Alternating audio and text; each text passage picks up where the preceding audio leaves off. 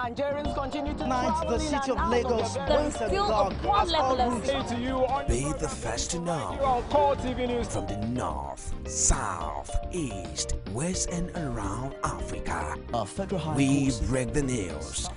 one Nigeria. Now you can catch all the actions live as the news breaks.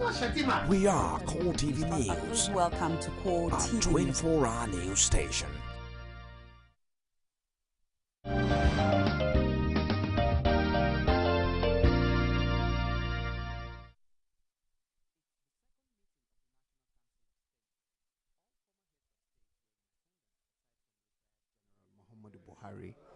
Former President Olusegun Obasanjo was also present at the meeting where the National Security Council briefed members on the security situation. But the key issue at the session, according to council members, centered around efforts to rescue the Chibok girls. First stop on the security was the issue of the rescue of the Chibok girls, which the military authorities also confirmed that efforts are being made, and that sooner than later, that God willing, we'll have good news. And it was also very heartwarming to note that the issue is not whether we can rescue the girls. The issue is how can we rescue them in a way that will ensure their safety, so that we don't end up in the attempt to rescue them, we endanger their lives. On general security situation, the council expressed satisfaction with efforts to stem the insurgency. They also want Nigerians to know that the war against insurgency is not a conventional warfare. And then what also came out is the need for Nigerians to be patient, that this kind of terrorism that we are facing now is a new challenge in Nigeria, and worldwide is not something that goes away in a day. And so we have to be very meticulous in our approach, and we have to make sure that we take the best steps forward to reduce and minimize possible loss of lives in an attempt to curb the insurgents. So we are very satisfied that yes, indeed, the security agents know very well where the girls are located, and they are on top of the situation. In addition to the fact that we all agree that the armed forces are doing their best, and our men and women in uniform they deserve accommodation for their effort in the face of these difficulties. And we all have to recognize the fact that just a few years back, most of us in this room, we swear that there can't be a Nigerian who will commit suicide. I mean, we can't have a suicide bomber. That, you know, Nigerians, we enjoy life, we don't like dying. But all of that is history. We now know that there are some of us who are willing to play the role of suicide bombers. There were also appeals for politicians and religious leaders to show more restraint on issues relating to national security. We need to come together. The whole Nigerians needs to come together in order to fight this. And then the other one is the issue of politicizing this issue. We need to be in our sense in such a way that we don't play politics with the lives and property of people, so that those who are playing politics with it, when there is nobody to govern, then who are you going to govern? So it is important that we all come together, and that is what was argued. The National Council wants the populace to show more support for the federal government and security forces to ensure that the war against insurgency is won.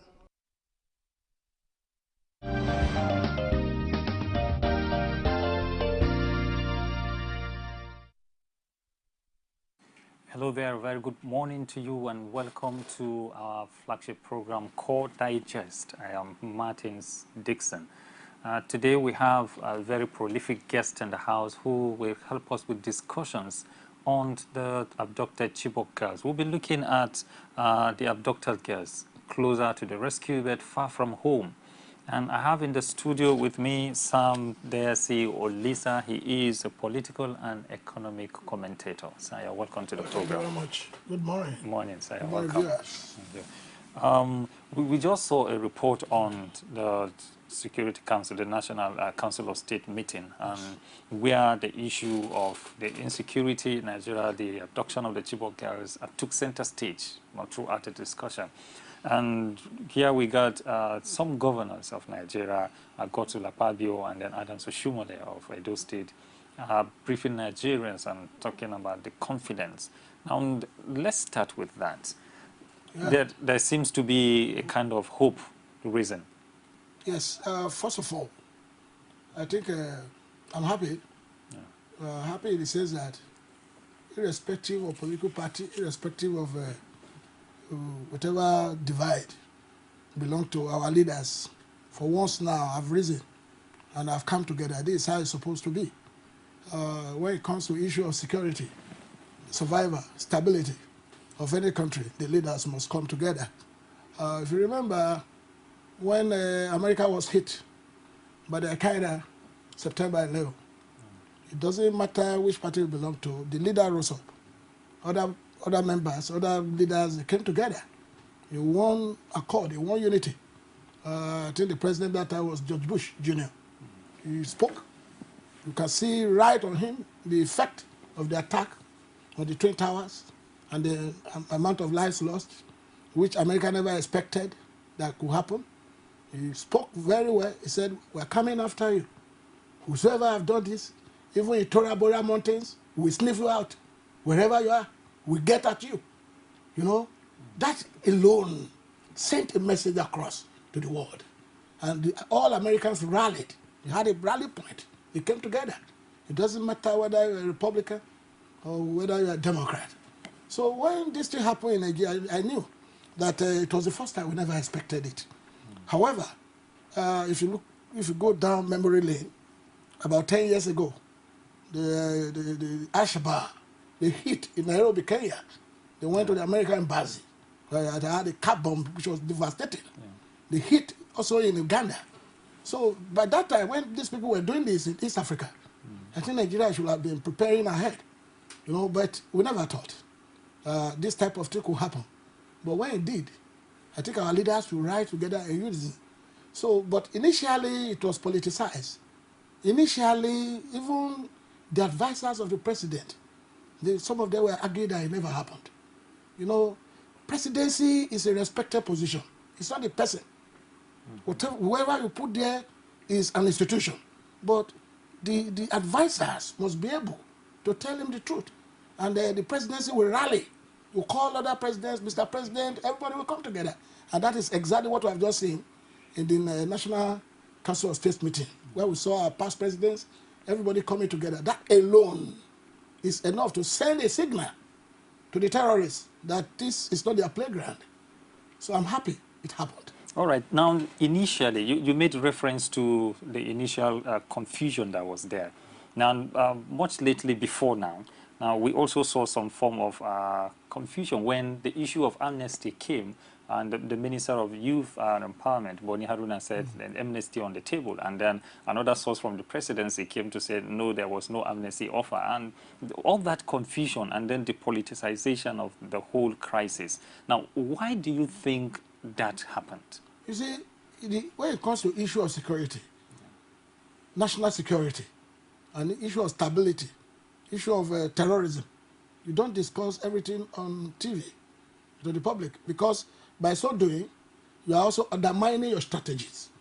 You see, there's nowhere in the world you give amnesty to terrorists. Because what do they want? They don't have, what is the objective? They want to destroy.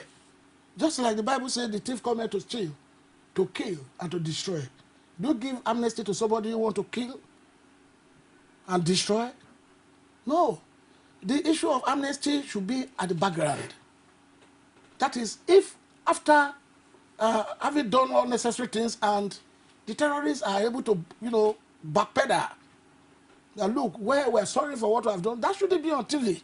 That shouldn't be on the table where people are talking. It should be at the background. So for the presidency to have insisted that on this issue, who do you want to negotiate with? What are you giving an amnesty on? Is it people who said, by force, we must impose our own? They are using religion. Nigeria is very lucky to this period that the Christians knew that it's not a religious war. Suppose it started that we drew it, that it's a religious war, it will be another thing entirely. Don't forget, in the 80s and early 90s, the religious wars in Kaduna, in the northern Nigeria, it was hellfire. But when this thing started, we knew. Because Al-Qaeda has started terrorism all over the world. They were in Yemen. They were in Syria. Have you forgotten? Even right now, as we are talking, in Syria, part of Syria and Iraq has been annexed by ISIS. Their own is terrorism. They want to rule by force. So you don't talk of amnesty to terrorists. And I'm happy the federal government maintained that position. Now, what amnesty are you talking about? So if there is going to be amnesty, it should be behind the scene. That is, if the perpetrators now find out there is a bigger force, not that their own, okay, we are sorry. Please. That should be behind the scene, not on the table. Okay, let me take you on this. When you say the issue of amnesty and apology should be behind the table, now let's bring to fore the conditions that the Boko Haram sect gave initially of prisoner swap. We give you the girls, you give us some of our men that are in your custody. Now, I think the implication, the larger implication of that, whether it happened in the forefront or it happened at the background, what is the implication when such a swap takes place, or if that condition is granted? Definitely in any situation where there is a political abrasion, political antagonism, political force against force happens, it will get to a stage where you negotiate. Look at FARC in Mexico. Look at in Colombia. After so many years, the drug barons, even they have their own army larger than national army, they couldn't win the war. There was negotiation behind the scene. You know, I'm not saying there shouldn't be negotiation, but you don't put that first. Because by the time you begin to put that first, you are establishing a bad precedence. Tomorrow another guy can stand up. So amnesty everywhere. So there could be negotiation. Even America recently, there was an American soldier that was negotiated the swap for 4 prisoners. You know, it's behind the scene. But you don't start with that. You don't put that in the forefront. That means you are laying a bad precedence. So for the federal government to have maintained that position, that we are not going to negotiate, it's a good precedence. But now as we are talking, the National Council of States, before they can now come and tell us, they can't be discussing everything. They open. Don't worry, very soon, the girls will be released. We don't know what is going on behind the scene. Part of it could be military, part of it could be political. So you don't use a total military approach to solve problems. It's a complementarity of military and political solutions. So agreed upon, but you don't give in to the demands of terrorists and say, no, let's swap straight away. No. So I know that by the grace of God, we see to the end of this problem. Because there's nowhere in the world where terrorists win. They can fight, the battle could be long. You remember George Bush spoke to America and said it's a long drawn battle. It is not easy. The road is rough, but we get there. After about 10 years, Barack Obama sat down. What they could not achieve. You know, America lost about 10,000 youth and soldiers in Iraq. They went to Iraq. They went to Afghanistan. They went to Pakistan. But after about 10 years, somebody now sat down and used just 15 men and 2 Apache helicopters to kill Osama bin Laden, to get at him. So there is nobody, there is no terrorist anywhere in the world that can stand the test of time. As we are talking now, America is still using drone in Pakistan. They are still using drone in Afghanistan.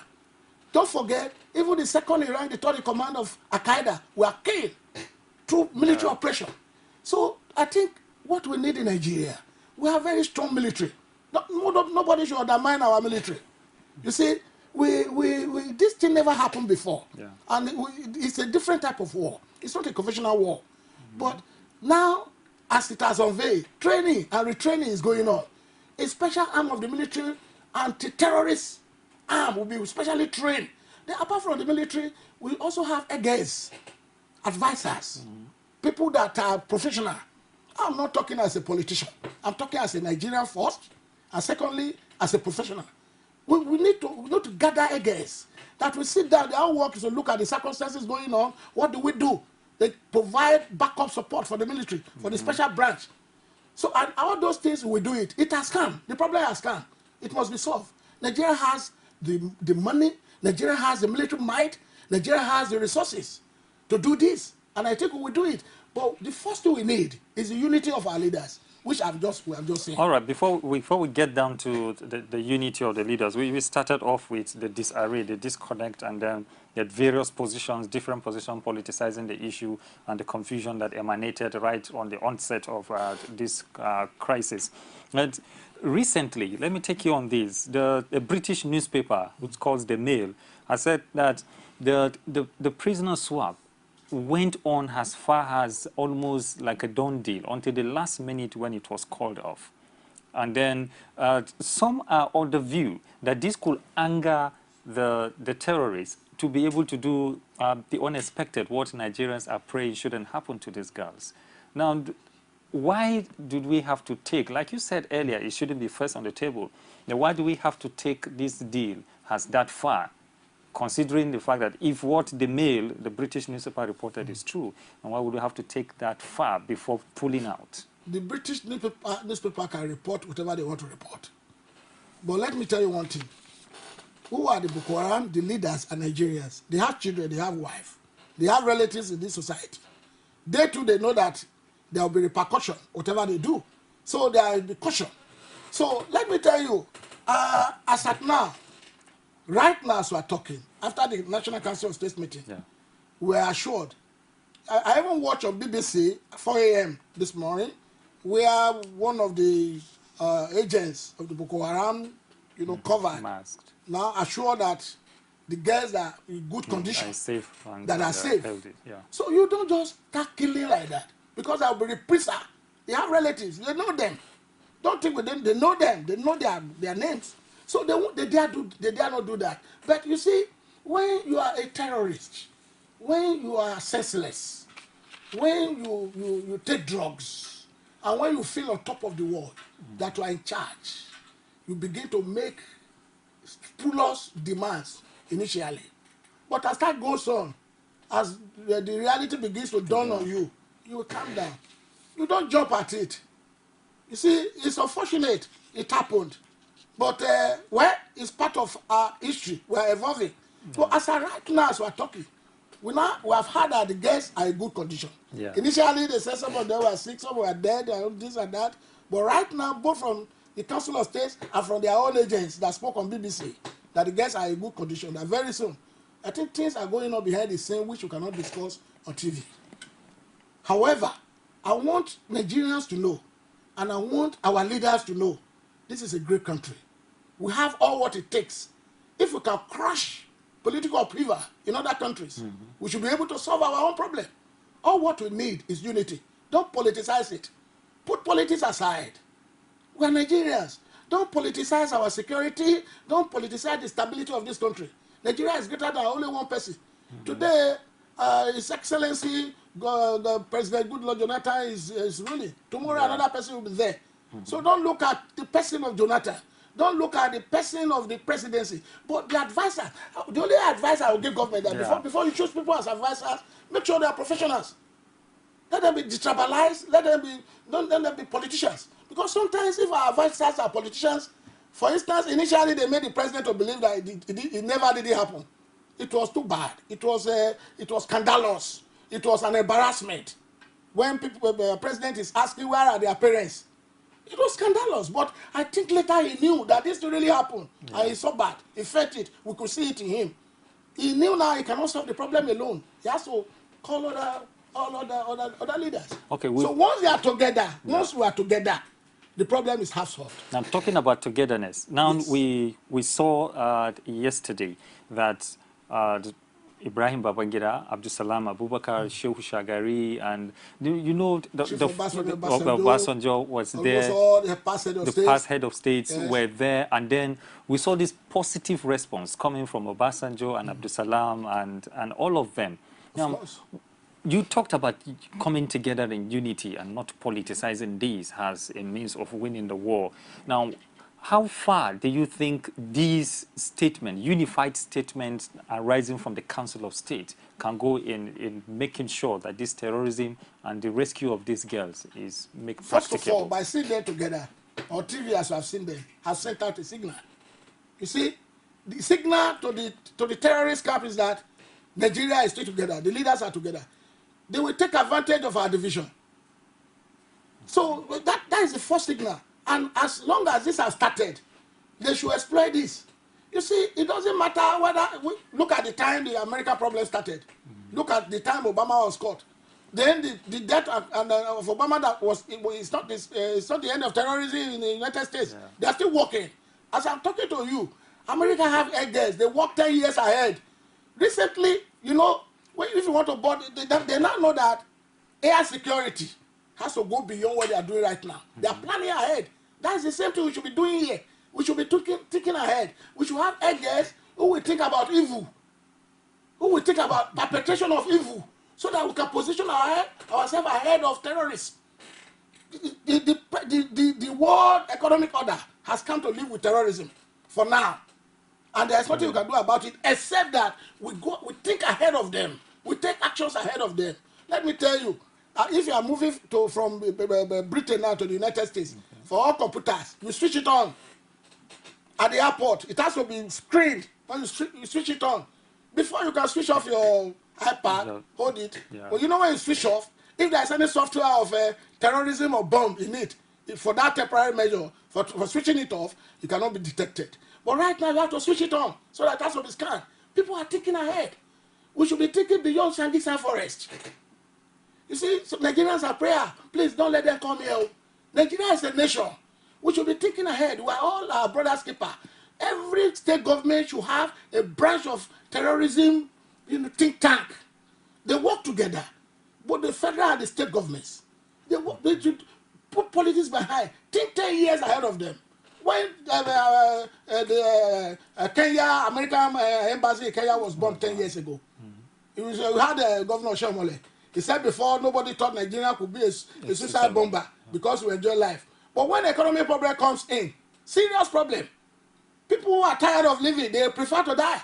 So even government themselves, they should be thinking of good governance, how to provide food on the table for Nigerians, basic things. So when food is out of it, I mean, people would like to live.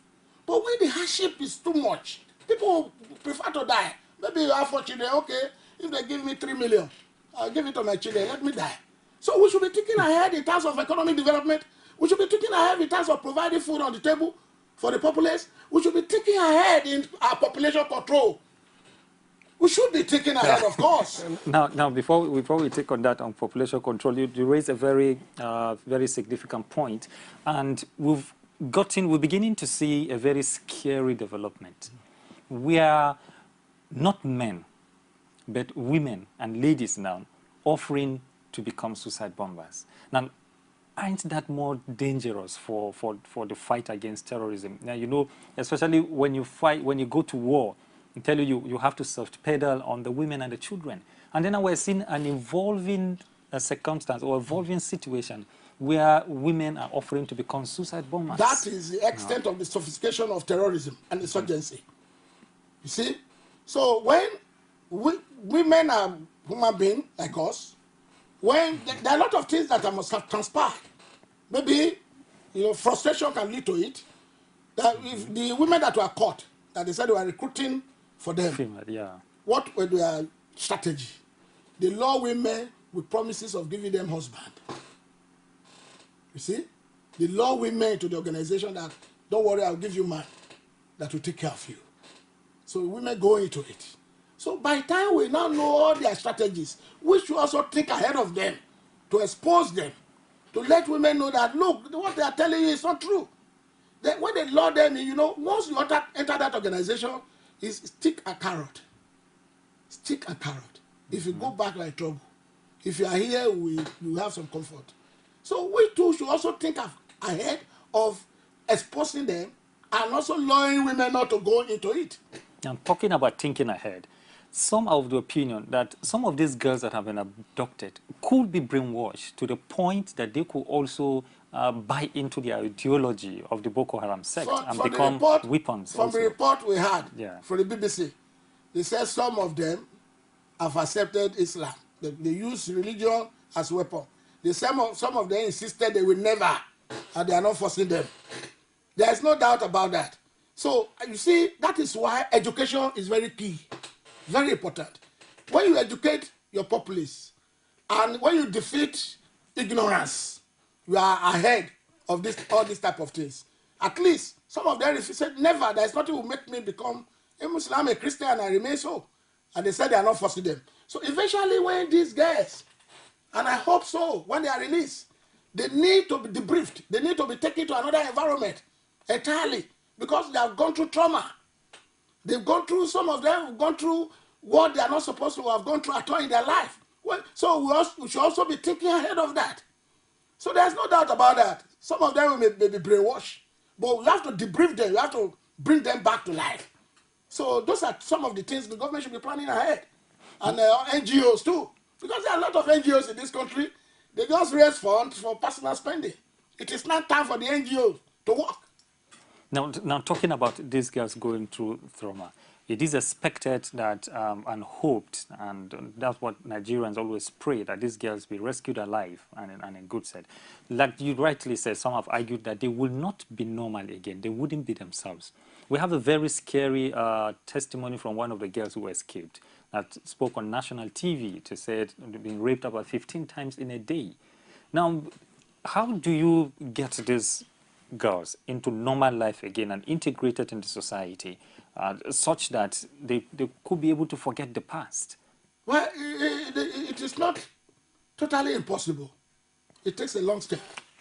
So that's why I said the type of environment you take them into, the types of debriefing you give them, the types of what you put them through all over again. First of all, you have to be able to return to them their confidence. You have to be able to convince them that by going to school it was not a wrong step. Then they have to be convinced that this thing that happened was an accident, that it was as if their parents couldn't protect them. Then you have to be able to brainwash them back to life. It takes a long process. There are psychologists, there are those that are trained that can do that. With the government support, with NGO support, I think that will be achieved.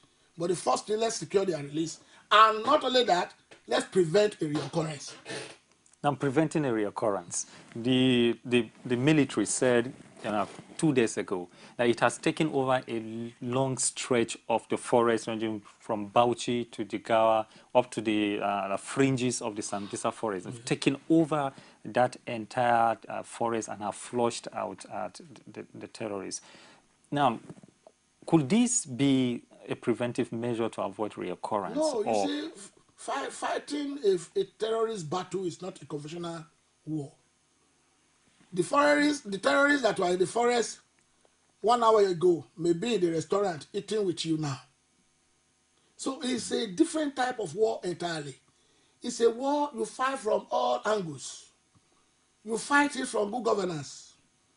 You let our people that are governing us, let them know that there is a high degree of responsibility on them now to provide the basic things of life, to create an enabling environment, to educate the people, to optimally utilize our scarce resources. Nigeria is a lucky nation. You know, apart from crude oil, every other thing is available. Agriculture, we have agriculture. So let's go back to the drawing board. Let both state and federal government at all levels, let everybody know that it has responsibility at hand. So that you're not just flushing them out of the forest, they come to town, they eat with you, they go back to another forest. So that people, when they're flushed out of the forest, when they come to town, they see job opportunity. They look at it, why am I there? There's a good job here, that I can manage this. So that is part of fighting the war. Then, apart from that, strategic approach, like infiltrating their rank and file, like getting to the root of their finances, like getting into the root of the banks that are, this money is being laundered, so that drastic actions will be taken against such banks. Such accounts will be closed and frozen, so that they can cripple them. This is what America did. Before 9/11, there was this general saying that was secret account, Swiss bank. Immediately after 9/11, there was nothing like that anymore. Every account is exposed. Who is behind this account? What job are you doing? How did you accumulate it? Accounts are frozen all over the world. You cut the root. In those days when we follow our parents on the farm, there's a type of weed. It has only one root, but it can have so many leaves covering the whole of this room. Once you look for the root, you uproot it, the whole leaves are dried. So financing terrorism, fighting the war of the finance is one of the strategies. to fight this war. It's not a conventional war, my brother. Oh, all right, let's look at the Chibok community recently sent a Save Our Soul message saying that there is a campaign of genocide by the Boko Haram to completely eradicate that community, that's the Chibok community, and they're calling on the United Nations to step in. Now, that sounds like a lack of confidence on the Nigerian government to protect that community. I think by now, the military presence in Chibok should be overwhelming, so that the people in Chibok will have confidence that there is security for them, so that those people, these terrorists will not come back there.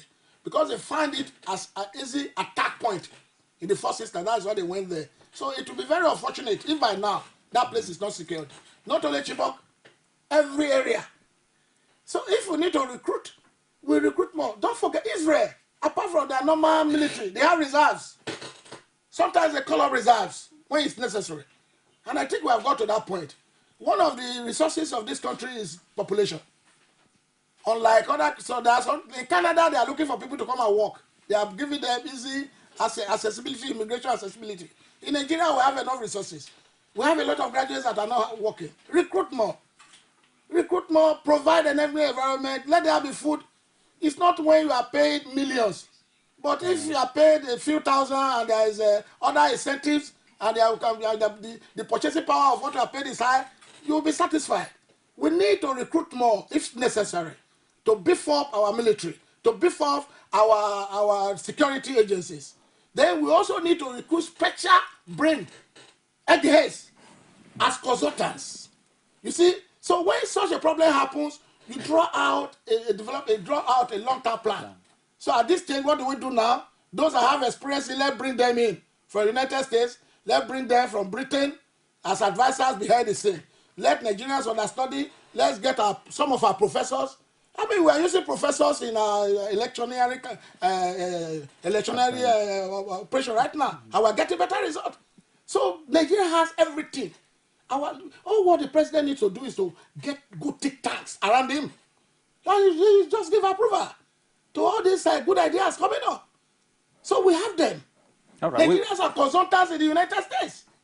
Okay, we'll get to the details of this, but it seems like we're going to take a break now for the news on the hour. Okay. And then we'll be back on discussions on abducted girls closer to the rescue, but far from home.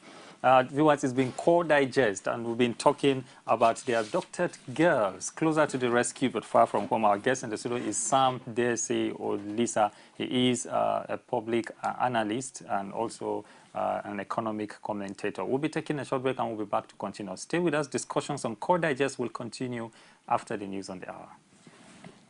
Core TV News presents a platform with presence in over 30 states of the Federation. Be sure to be had. For live coverage of events, we have the capacity to deliver from anywhere in Nigeria and beyond. Contact us now on 0803-471-8550 or 0803-724-9733, 014-533-407. A 24-hour news station